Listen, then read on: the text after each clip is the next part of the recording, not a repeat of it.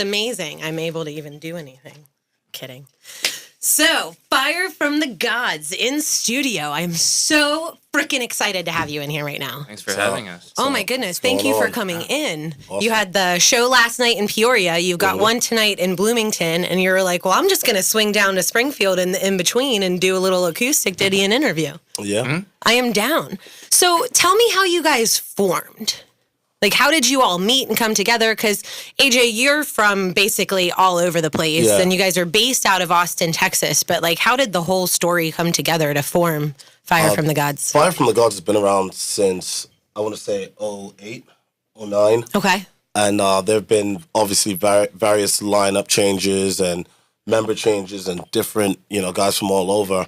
And this particular reincarnation of Fire from the Gods has been around for, say, 2 years almost. Okay. This particular lineup. And we met via a battle for the bands kind of thing. I was in a band called Ashes Within in Brooklyn, and there's a gentleman that ran the program that was really interested in Fire from the Gods. But at the time, Fire from the Gods couldn't tour. Fire from the Gods had a lot of music out, but at the same time couldn't get out there and do exactly what they wanted to do just because particular members weren't interested in that. Mm-hmm. So Dave Dickens, who ended up managing our band, said, there's this singer in New York that I think would really kick ass with you guys. And I can't cuss. Oh, you're fine. Right? Okay, you're fine. Cool. Yeah, okay. we're Facebook Live. We're not on the radio. Cool. You can cuss all day long. All right, cool. Not safe for work, ladies and gentlemen. Go ahead.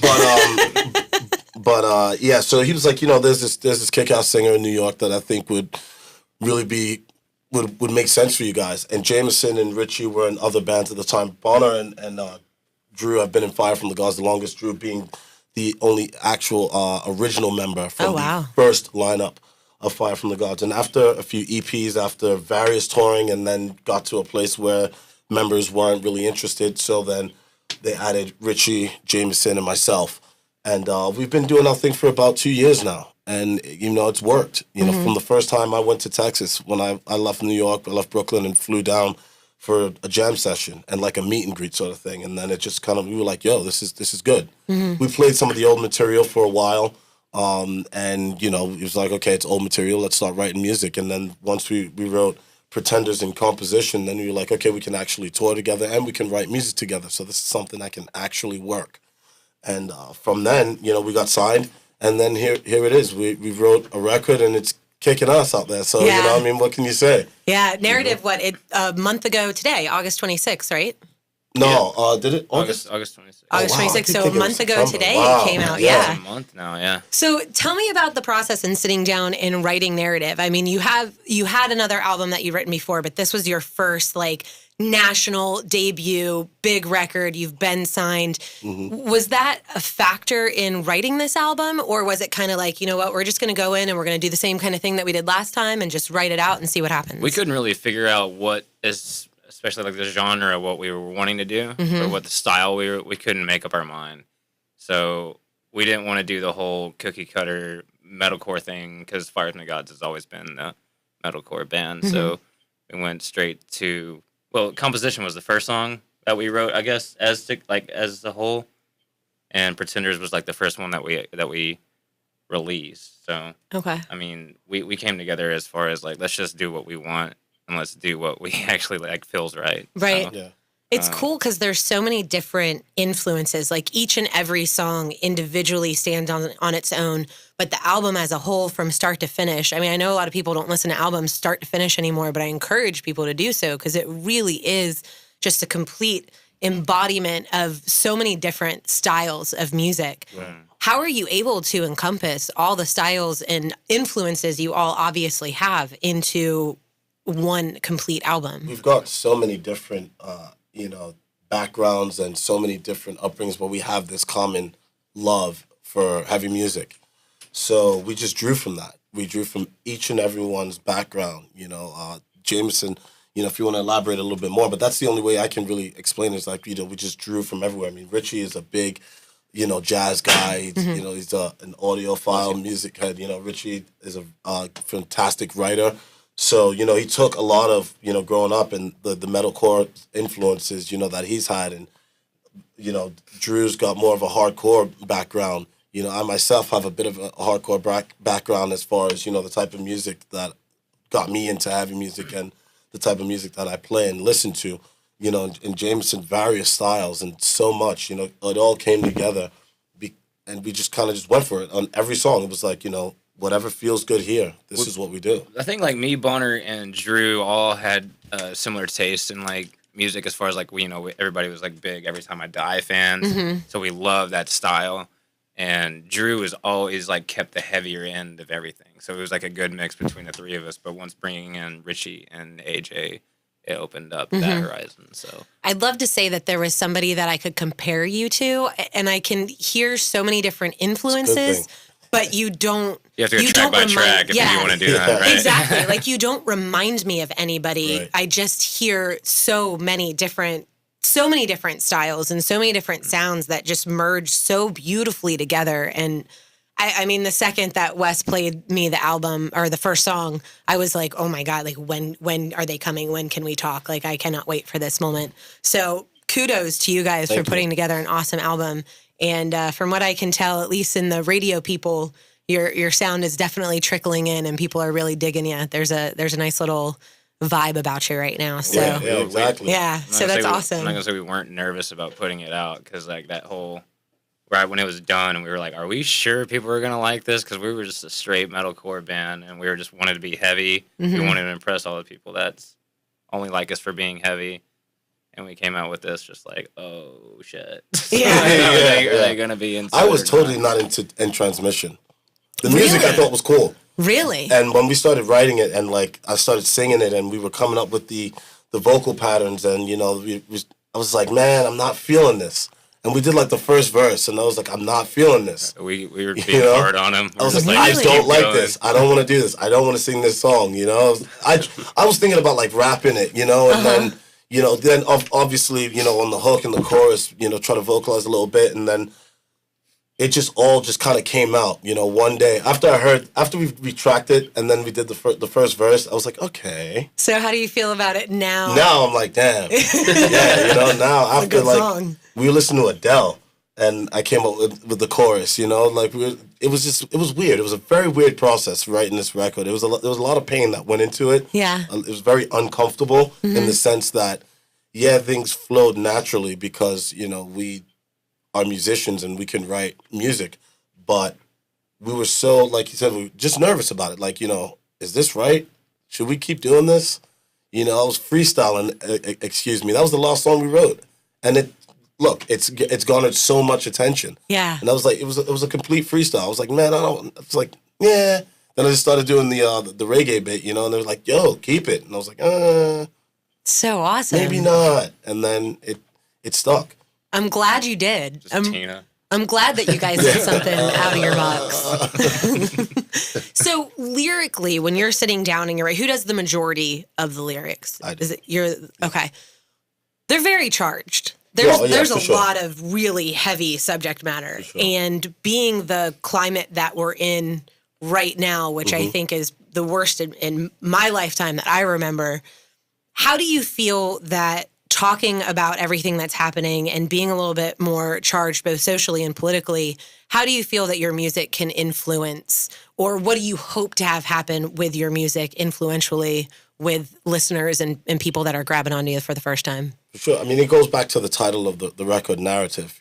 Obviously a narrative is, a personal story or your personal outlook on a situation. And the reason why we went with narrative and why it stuck out to me originally was because, it's my story, but at the same time, I think it's so relatable.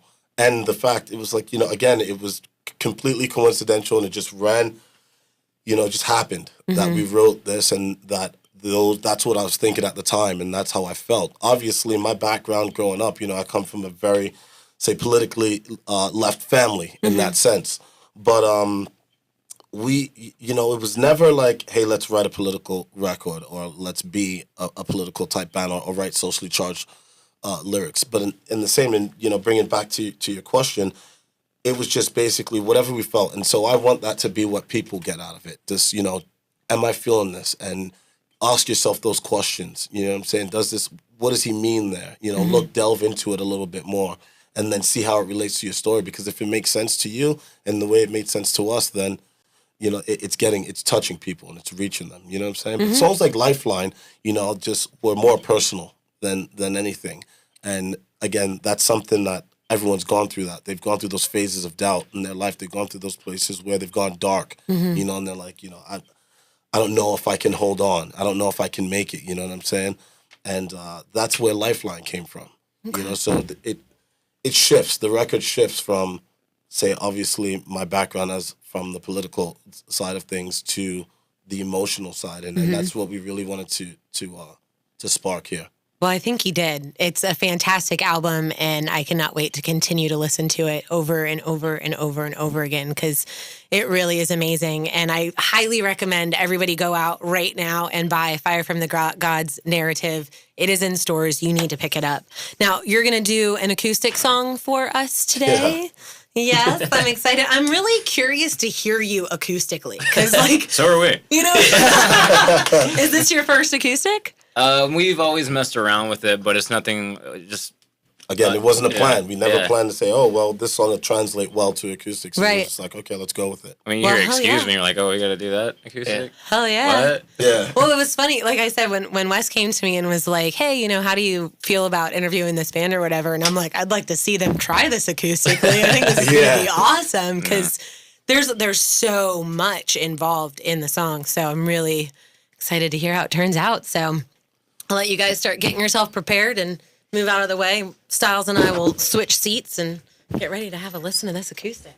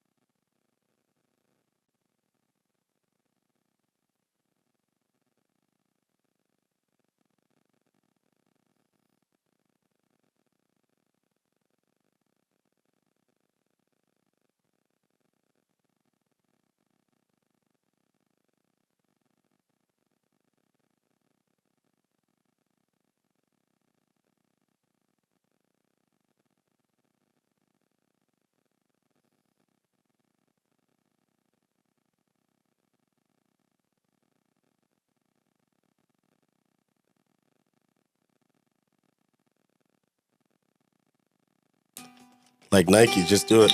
Yo, what's up with Fire from the Gods? It's excuse me, acoustic. 1, 2, 3, 4.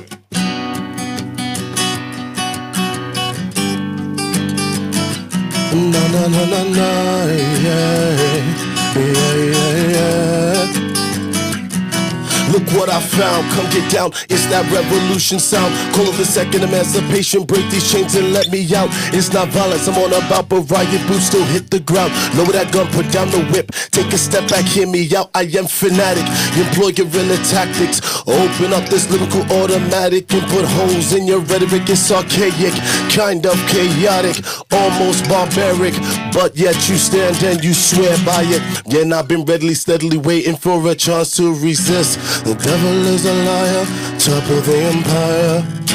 Blood, sweat, tears, and desire. I put my heart into this. Never forget I'm a soldier. I will not be conquered. I can walk this road forever. And I can't forget the past. My soul is under pressure. man, it's killing me. It's destroying me within. My need for emancipation. My soul is under pressure, and it's killing me. Life, liberty, pursuit of happiness, equality, and justice for all. Now you know you lying. You want that shotgun philosophy. Celebrate the tragedy. Build an effigy to the heavens to remind me and blind me. Turn the whole world into my enemy. Control my destiny and drain all my energy. It's insane to me. Got the whole nation sedated and medicated. A testimony to the violence. Yet you still give me that ghetto education. Basically, promising me to feed me to the prison industry. Y'all see all of you cowards, the greed, the need to hold control over me. Break the chains and the power, or rather you give back what you stole from me. I can't walk this road forever, and I can't forget the past. My soul is under pressure, and it's killing me. It's destroying me within. My need for emancipation. My soul is under pressure, and it's killing me.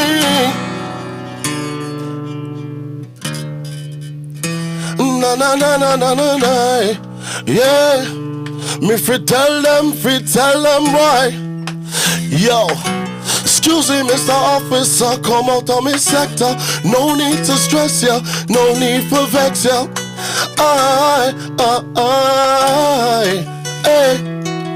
Yo, excuse me, Your Honor, the drama. No apologies, I saved that for my mama. Take my name off of the docket, drop all these charges. All it took was a spark, all it took was a catalyst.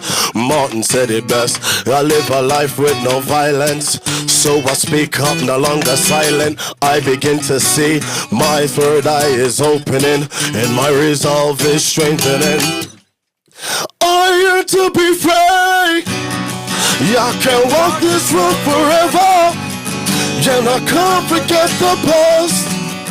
My soul is under pressure, and it's killing me. It's destroying me within. My need for emancipation. My soul is under pressure. It's killing me. Excuse me, Mr. Officer, no need for war. Trying to drain my energy, but you can't get me down. Yeah.